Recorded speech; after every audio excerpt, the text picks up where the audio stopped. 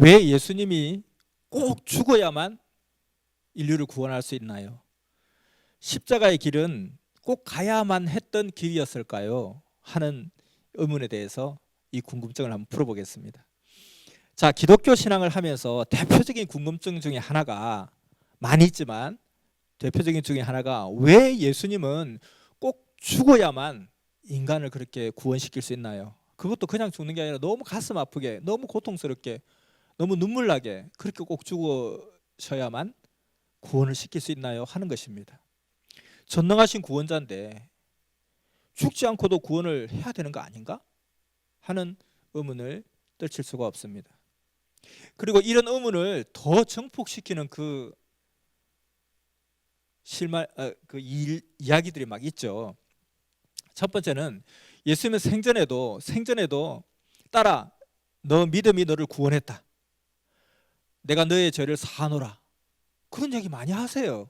예수님은 살아 생전에도 구원하시고 죄를 사해 주셨던 거예요.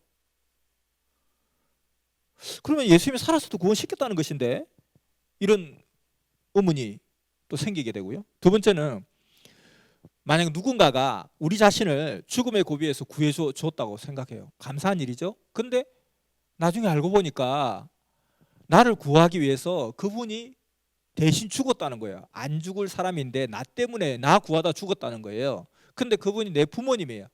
그가 내 사랑하는, 너무너무 내 목숨같이 사랑하는 내 연인이야. 그러면 내가 살아도 산 게 아니고 너무 고통스러울 거예요. 자, 그러면은 차라리 내가 죽었어야 되는데, 그런 마음이 들지 않겠어요? 근데 메시아가 나를 구하기 위해서 그 극렬한 고통의 길을 갔다는 거예요. 꼭 이렇게까지 내 마음을 아프게 해야 내가 정신 차리고 제대로 살 수 있는 것인가? 이런 생각이 드는 거죠.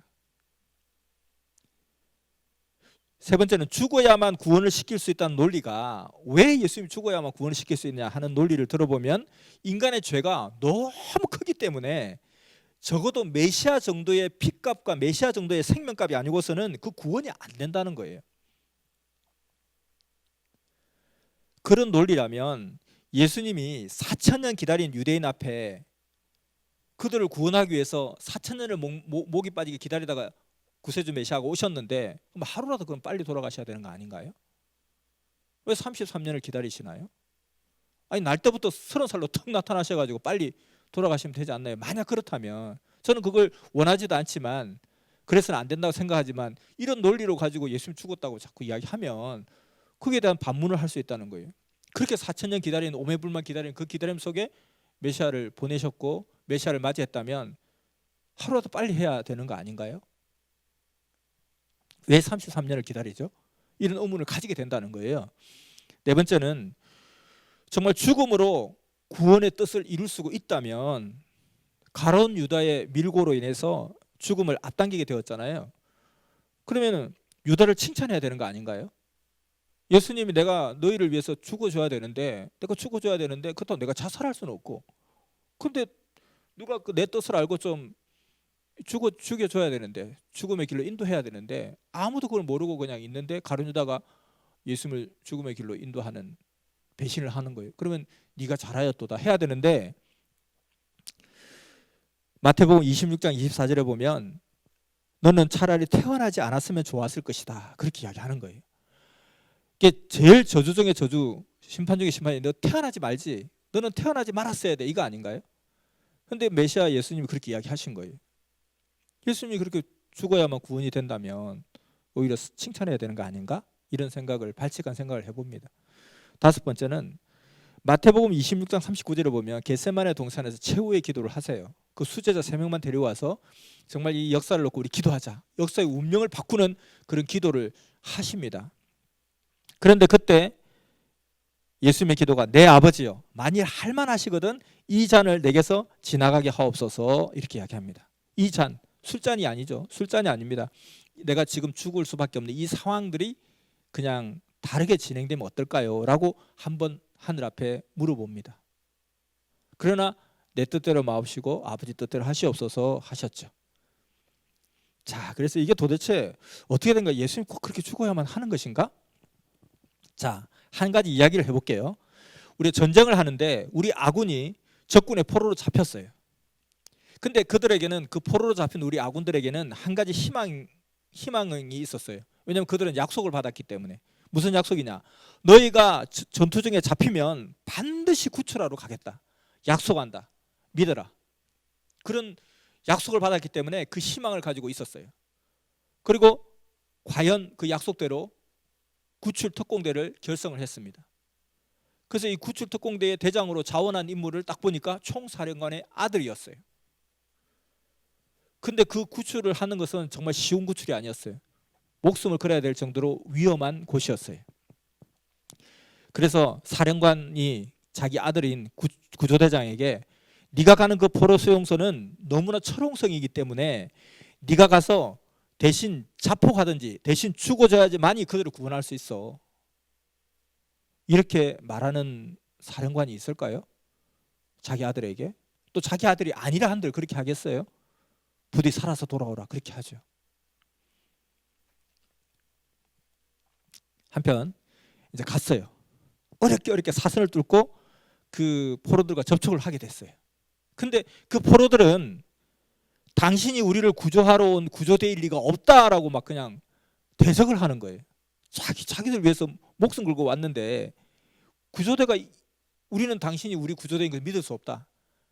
사기치지 마라. 이렇게 오히려 대적을 해버리고 막 소란을 피우니까 거기서 발각되게 생겼어요. 그래서 계속 그냥 쉬쉬 하면서 이야기했는데 안 되니까 일단 후퇴, 수용소 바깥으로 몸을 피신했습니다. 그리고 나서 이제 가만히 생각해 보는 거예요.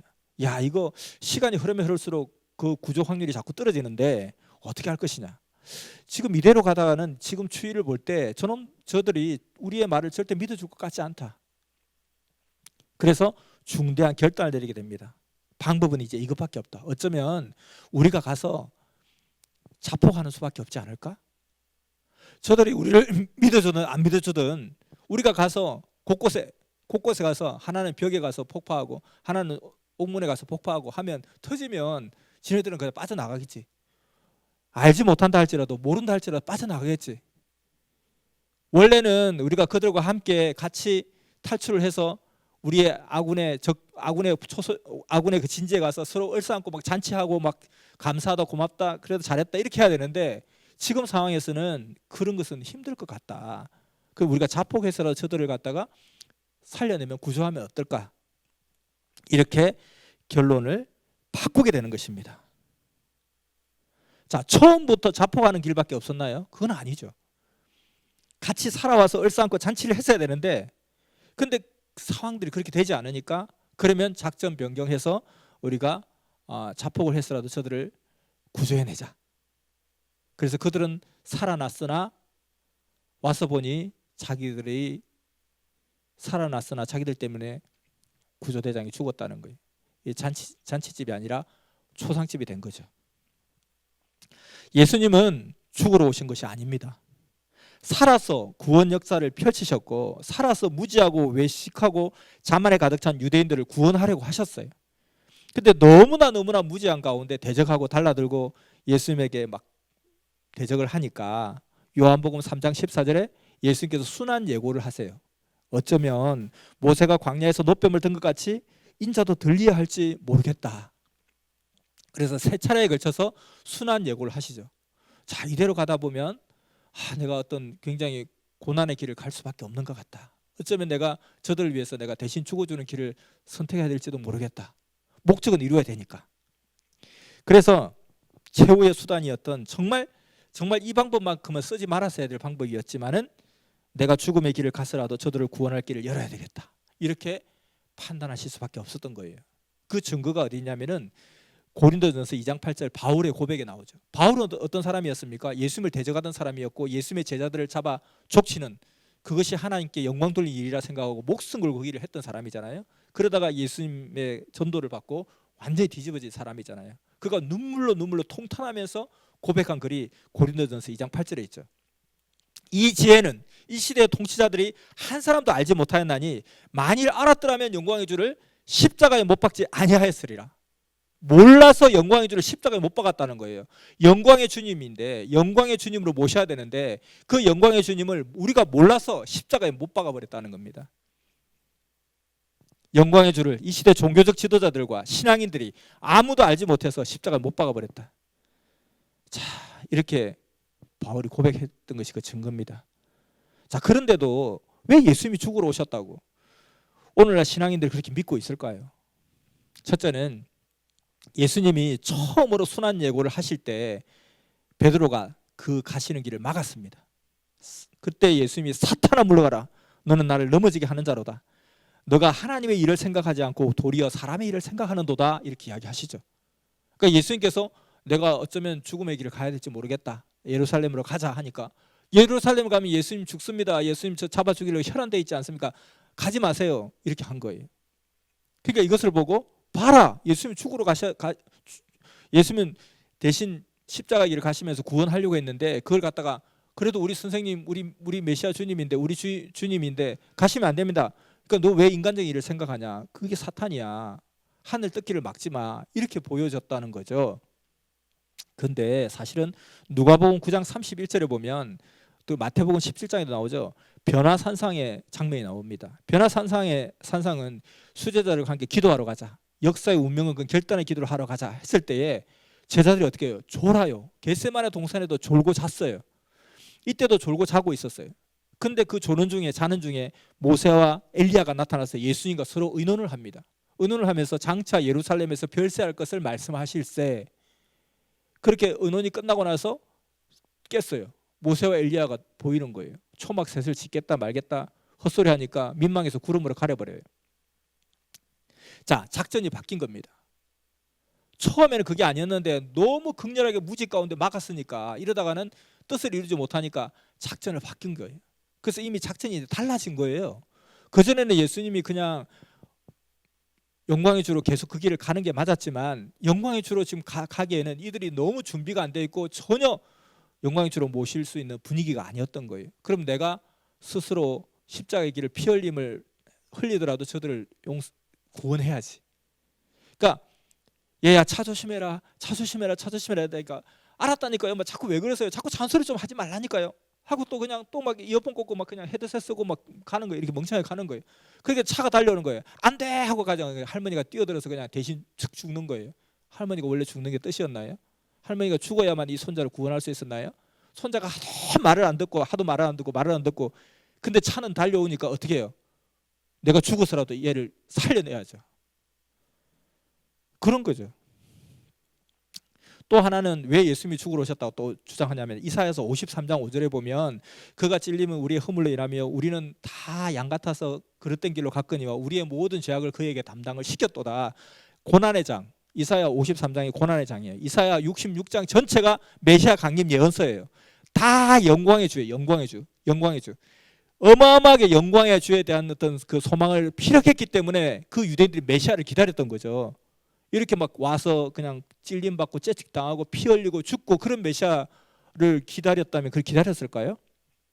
이사야서 전체는 완전 영광 이런 영광의 세계의 것을 설명하고 있어요. 그런데 53장 딱 한 장만 고난의 주를 이야기하고 있어요. 그건 뭐냐면은 너가 정말 이렇게 큰 역사 일어나지만 서울에서 부산을 가는데 가는 방법 많아요. 비행기 타고 KTX 타고 자가용 타고 뭐 많아요.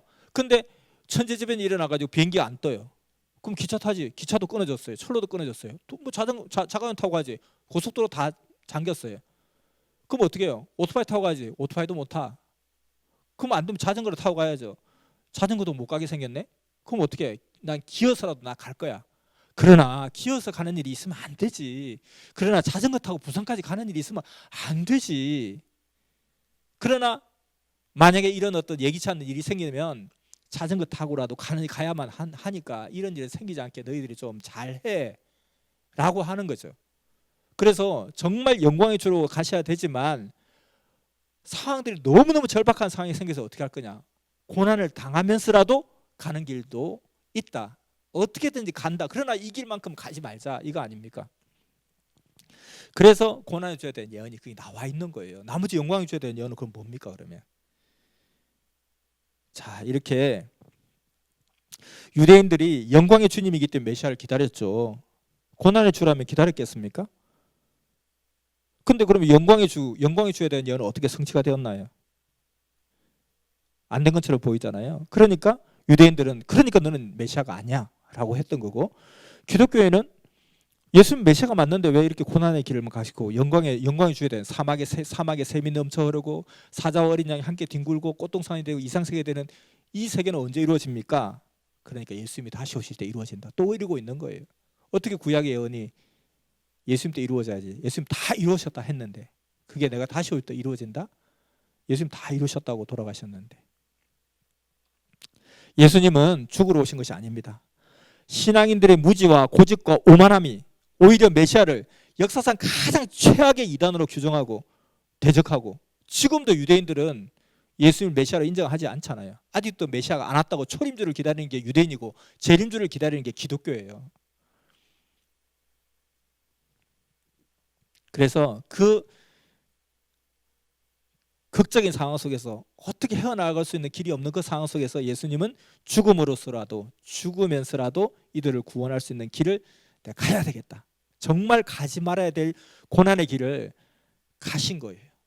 그 이사야서 53장에 그 고난의 주에 대한 예언을 하시면서 하나님이 하시면서 이 길도 있지만 이 길만큼은 가지 않도록 너희들이 조심해라. 그러나 이렇게 갈 수도 있다. 메시아가 와서 이런 고난을 당할 수도 있다. 근데 이렇게 가면 안 되지 않냐? 영광의 주로 가야지. 그래 너희도 기쁘지. 하늘도 기쁘고 땅도 기쁘지. 근데 너희가 만일 잘못하면 메시아가 이렇게 해서라도 구원할 수밖에 없다고 하신 겁니다. 바울이 이것을 깨닫고 고린도전서 2장 8절에 피 맺힌 절규하는 고백을 한 거예요. 이 시대 통치자들이 만일 알았더라면 영광의 주를 십자가에 못 박지 아니하였으리라 이렇게 이야기한 겁니다. 자, 이 십자가 예정에 대해서는 이렇게 짧은 시간에 핵심을 이야기했지만 더 깊이 더 자세히 더 이야기를 해야 되는 그런 중요한 내용이죠. 그래서 앞으로 이제 이후에 업로드될 십자가 예정편에서 더 자세히 세밀하게 들어보시면 좋을 것 같습니다. 오늘은 핵심적으로 이렇게 이야기하고 마치겠습니다.